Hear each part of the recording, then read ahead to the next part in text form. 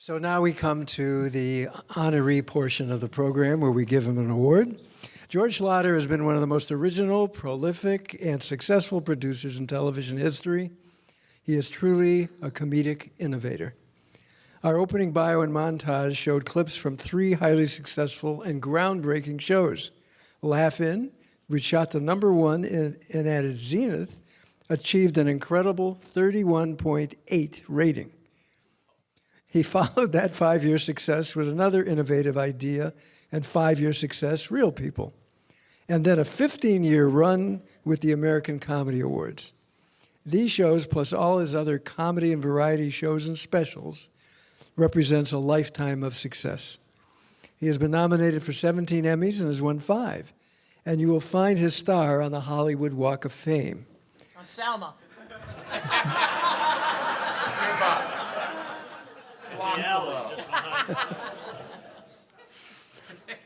On behalf of the Pacific Pioneer Broadcasters, it is with great pleasure to give our Art Gilmore Career Achievement Award to George Schlatter.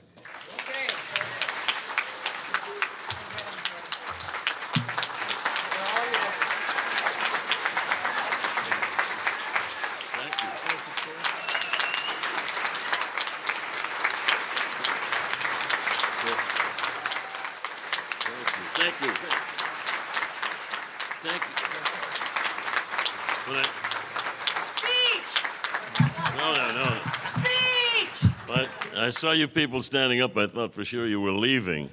And I don't know what to say following this. I had all kinds of notes, but we're going to go way beyond the time period. But there's some of this material, some of these comments that were made require a rebuttal or an explanation. First of all, Jolene's least favorite thing hearing is that I was the bouncer. She said, I don't want to hear that anymore, so we published the fact that I had been an executive in charge of emergency departures. and she was not really thrilled with that either. Now, because my memory is failing along with my eyesight and whatever, I've got to address Bruce Valanche first. Because it is true, we did have this meeting, and it was Bette Midler, and it was going to be the first big fundraiser, and everybody there had one thing in common except me. And I looked around the room, and so Bruce is sitting at one end of the table, and I'm at the other, and Bruce realizes that I'm a little bit uncomfortable because it was not my group necessarily. So Bruce says, George, do you know why gay people go like this? I said, no, he said, because there's rarely enough room to go like this. Right? So, and that kind of broke the mold, and we continued to do things together up to and including an award for Roseanne.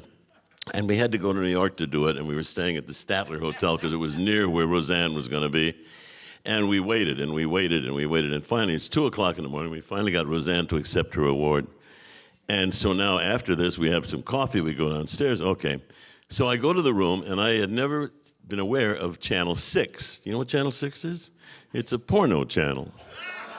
And I turned it on, I'd never seen this, and it was one, and I saw this couple having a wonderful time, just going crazy, right? So I thought, what a good idea for Bruce to see this, because it might open a whole new world for him. So I said, well, I'm going to call Bruce. So it's 2 o'clock in the morning. Hi, Bruce George. I said, turn on Channel 6. I can't believe this. Now, while I was calling Bruce, the scene changed from this guy and this girl to 2 guys. Bruce logs onto the channel, and he goes, click, click, click. Lance! Lance? Oh, yeah, that's Lance. He knew him. Of course, they were all named Lance. How did I know? I had only been gay for an hour. So, but we've shared a number of different adventures, and this is one that'll go down in the books. However, I don't know how to answer all of these people because it's really impossible. I'm glad that AJ is here and her husband because now they know the truth. And some of what was said here this afternoon was true. Not all of it, but some of it was true. But Sarah, just to hear her, I don't believe in all the time we worked together I ever heard her use the F word. And somebody really did a good job teaching you. You used it very properly. And I had one thing I was going to say, which is when John Cleese was given an award like this, and everybody did laudatory speeches about John. And finally, when he got up on stage, he was obviously very uptight. And he said, all of these speeches and all of this talk, not one word about my fucking humanity. Well, obviously, following Sarah, I can't do that joke, so I'll do something else. This one never met a problem she couldn't make worse. I hired her on the phone. She called me from New York, and I heard this. I wasn't even on the phone. I called him from New York. This is true, and I heard her. Anyhow, I fell in love with the voice. Then when she showed up, it was good. But she showed up doing the worst ventriloquist act I had ever seen. She had a puppet, right? Yes. And then, so anyhow, we didn't do a lot of music on Laugh-In, but the only music we really did was pretty much with just you. Yeah. And we did the one that you did when you're down and out. Yeah. But then my favorite was when we had you in a maternity gown. Right. And you stood up and sang, right? The things we did last summer, I'll remember all winter long. Thank you. And the censors almost fainted at that until she sang, you do something to me. And she sang one. We said, well, all right, we'll make up for it. So she came on the next week and sang. You made me love you. You woke me up to do it. So after that, we did one Joanne song every week, and they finally got used to it and just gave up and let her alone. But now then, as you move down, the clip package was a little long, I thought. But I've done series that didn't last as long as that clip package. As a matter of fact, most of them didn't last as long as the clip package. But it was cute. Fred Willard, I saw he was on television. I saw him. I just thought he was the greatest thing ever. And then he did a show with Martin Mull, right? Yes. And it was wonderful because they had nothing but crazy people on that show, and I fell in love with him. So I said, Fred, I wanted you to come in. He said, what do you want me to do? And I said, I want you to interview these people. And so he came in, and he is such a gentle giant. He's just so adorable, and people love him, and he's so kind and whatever. So the first guy we sent you out to see was the man with the perpetual motion machine. And he had this full garage full of wheels and whip things and all of this stuff. And Fred went and talked to him. And so you got to the part about, well, can you turn it on? He says, no, it doesn't work. And now you know why we hired Fred, because he understood that. He said, yes, I understand. Go on. And what does it do when it does work? He said, well, we don't know that yet. And okay. So after that, we would send Fred out on every unbelievable... Spaceship Ruthie was the one with the helmet. And he was so gentle with these people, because we did do a lot of very eccentric, unusual folks on Real People. Sarah was the most normal one there, which she disproved this afternoon. So, but Fred would sit there, and this enormous, funny puppy who was just everybody loved. So he made everything. We always had trouble with the censors. They were very concerned. Beats the shit. I don't know. So, but Fred could get anything on because they knew he didn't really mean it, you know. And so he appeared to be innocent. Now, Mr. Danza. First time I ever knew about Tony Danza or saw him, whatever. We were doing a show, and we researched him, and I looked back through a bunch of clips, and I saw his first fight. Was it Golden Gloves? No, it was a professional fight. What were you, 12? No, he's about 16 years old, right? And the announcer says, there's Tony Danza, and it's whatever, and they'll spar around with each other for a few minutes until they feel each other out. In the meantime, the announcer didn't realize Tony had run across the ring, popped this guy a shot, and knocked him through the ropes. And he then became terrible Tony Danza. And I said, I like this guy, you know? So we started using him on everything, including the Muhammad Ali special. And we sent Tony out to do a boxing routine with a group of 4 boxers. And he called me, he said, "Are you crazy? These are not boxers. These are felons." I said, "What's the matter?" He said, "Mike Tyson just got convicted." I said, "What's that got to do with me?" He says, "These guys threw a bench through the wall." He said, "I'm going to do a number with them." So we got Tony out of there, and then... And so then the next thing the Sammy Davis show? Next thing was the Sammy Davis show, and Tony is a tap dancer. Maybe it's not the first thing on his list of credits, but he does love to tap dance. And so we're now going to do the Sammy Davis tribute, and Tony's going to do a number, which is great. But we didn't realize that his tap dancing was going to follow a performance by Greg Hines. Now, there's one thing you don't want to do with Mr. Danza, and that's upset him. And he came over and said, "Are you crazy? I'm the only white tap dancer in the world, and I'm going to follow the greatest tap dancer." I said, "Quiet, Tony, you're making too much noise. No, you're going to disturb the tapping, right?" So anyhow, he said, "You're on." So he goes out, and still mad at me, ready to kill me, right?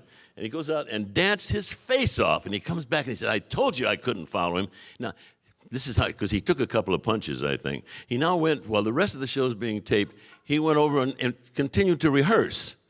You can only take so many punches without something gets scrambled. We had another hour to go, and he rehearsed the entire hour left on the show, right? And you did. I finally got it right. You did.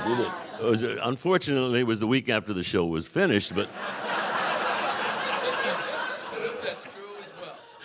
But we did. I mean, and he shows up, and he's been a delight ever since, and he's dancing better. But now he's got another. You've had more series than anybody I know. Not as many as you, obviously. Well, yours lasted longer than mine.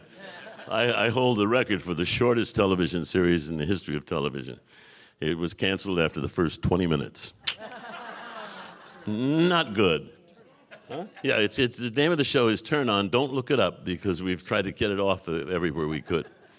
And but Sarah is like just a delight.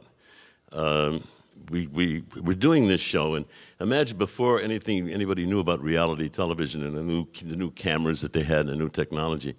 So I called Sarah and I said, "We want you to do this show," and she said, "Great." So she comes in and we start taping these things, and it was really talking to very eccentric people. Some of them were weird, but Sarah gave it a kind of a credibility and a nice quality. And but what I didn't know when we hired her was she's nuts. And she calls me one day. She says, "Hi, how are you?" I said, "I'm fine." I said, what are you doing?" She said, I want to do a skydive. I said, "No, what are you, crazy? No skydives." She gave me the greatest answer. She said, "Oops." "What is oops?" She said, "Well, I just did it." So she had done 10,000 foot free fall, and I still think she landed on her head, but which your obvious use of the F word, that was such a surprise for me. I mean, but anyway, she then went out, and people loved her. We kept her on the ground after that. But one thing we sent, whenever it was really an impossible situation, Sarah would go out. We sent her out to interview two miners, a man and a woman that lived way out in the desert, that had lived together for a long time, and they were both deaf. And she was interviewing the two of them, and they were answering her but could never hear the questions. And it was a delightful performance, because she's looking back and forth like this, as if they can hear her. And it was one of my favorite pieces, and we had a lot of favorite pieces with you. The Pony Express ride. She called one time from Hawaii, and she said, "Hi, Chief, what are you doing?" I said, "I'm just here." I said, "When are you coming home?" She said, "Well, I'm not going to be right back." I said, "Okay, where are you?" She said, "Nome." What the?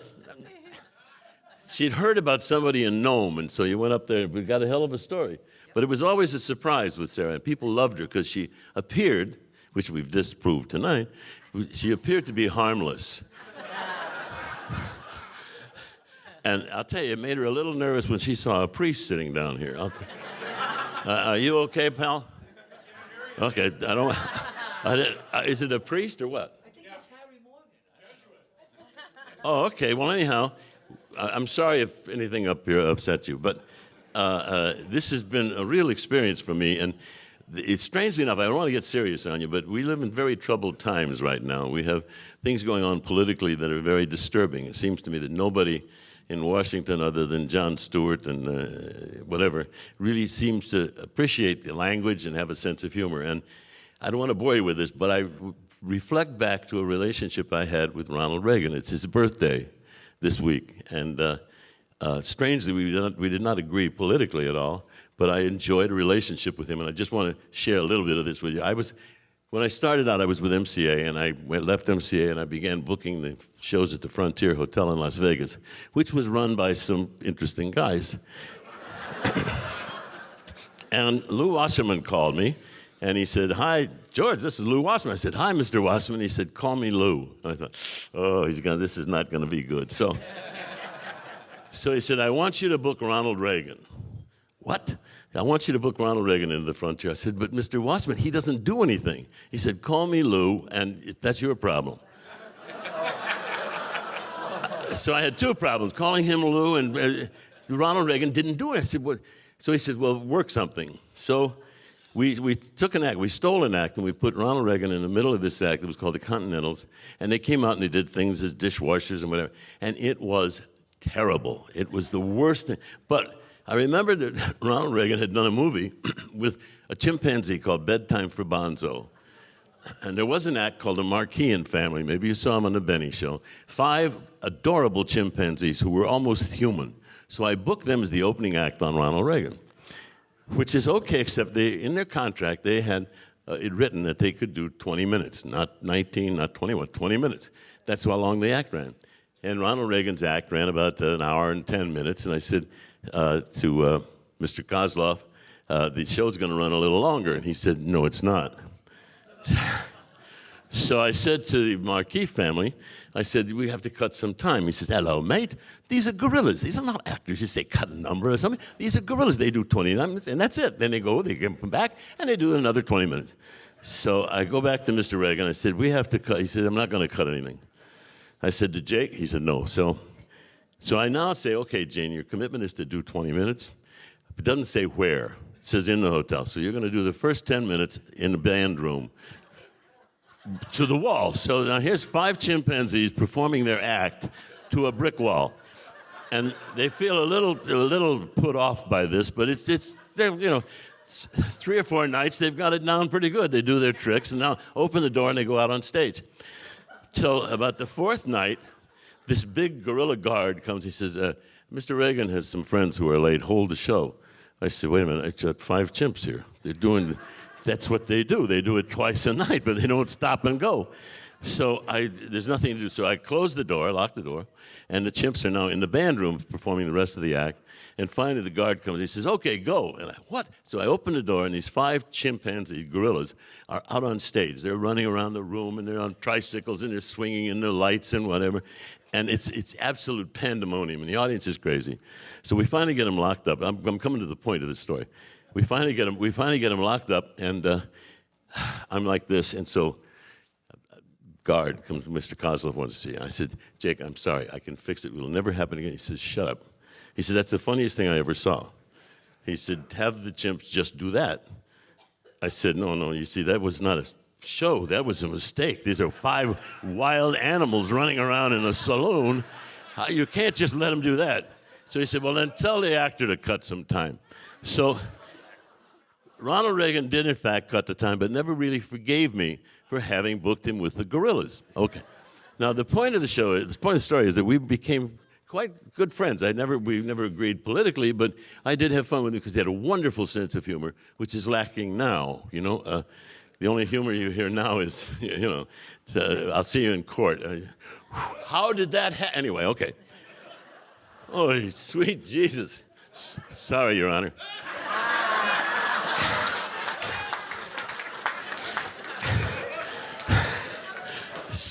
So anyway, we became good friends, and as time went by, I began booking the shows into the Frontier Hotel, as I said, and then we became good friends, and we did jokes all the time. He had a wonderful sense of humor, not like now. And so, so now, we are now at the Carousel of Hope Ball, And I'm sitting with Ronald Reagan and Gerald Ford and wait a minute, Jolene, Sidney Poitier and his wife, a whole bunch of kind of conservative people, which I am not one of them, anyhow.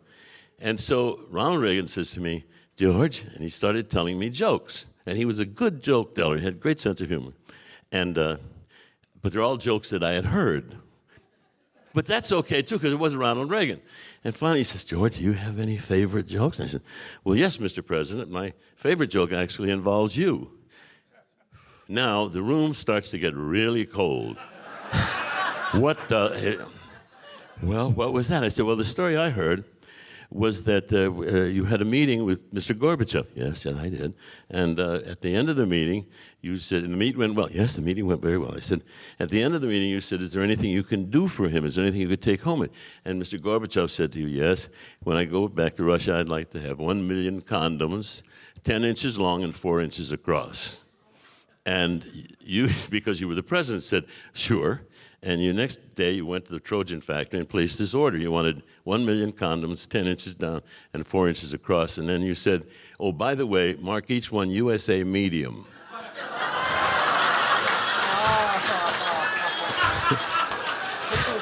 Well, he loved the joke, and he told the joke the rest of his life. No, that wouldn't fit anymore. We need a condom that's 6'4" and has a dunce hat on it.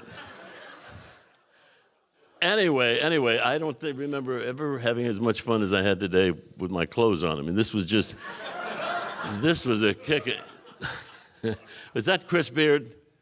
Yes, I could hear him. Okay. Anyhow, it's been a wonderful life, and today is a highlight, and I want to thank you all very, very much for allowing me to come here. See you again next year.